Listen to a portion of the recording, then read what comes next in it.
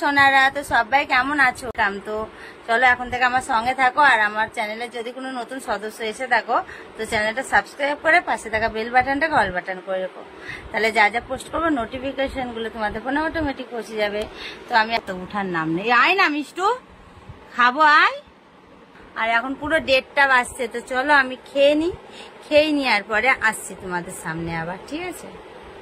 সোনারা বাড়িতে খাওয়া দাওয়া করে ঘুম থেকে উঠে হঠাৎ চলে এসেছি আমি সোনার দোকানে, একটা হাতের আংটি কিনবো আর একটা হীরের নাকছাবি কিনবো, তার জন্য তো দোকানে এসেছি।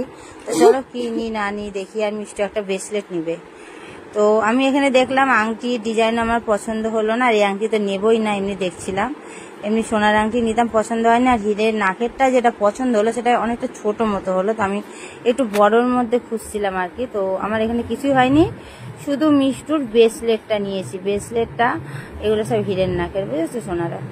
তো আমি একটু বড় সাইজের মধ্যে চাইছিলাম, তো আমি কালকে গিয়ে নিয়ে আসবো, সেটা কালকে ব্লগে দেখতে পাবে। আর মিষ্টু হাতে ব্রেসলেট নিয়েছে, সেটা তোমাদেরকে বাড়ি থেকে দেখাবো আমি। তার মধ্যে এখন নাকেরটা আমার ভেঙে গেল, নাকের পরে দেখতে গিয়ে আমি যেটা পরে থাকি সেটাও ভেঙে গেল, সেটা আবার ঝাল দিতে চলে এসছে। এই যে ওদেরই ঝালাইয়ের দোকান আছে, ওদেরই নিজের দোকান আছে, এই যে এখানে ওদের ঠাকুর আর এই যে সবকিছু ম্যাচিং পত্র দেখো।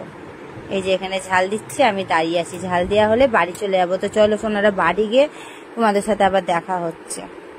বন্ধুরা দেখলে তো হঠাৎ আমি বাজার গেছিলাম, বাজারে গিয়ে একটু সোনার দোকানে গেলাম, সবজি বাজার করেছি, তারপরে আরো অনেক কিছু, ডাক্তারখানায় গেছিলাম।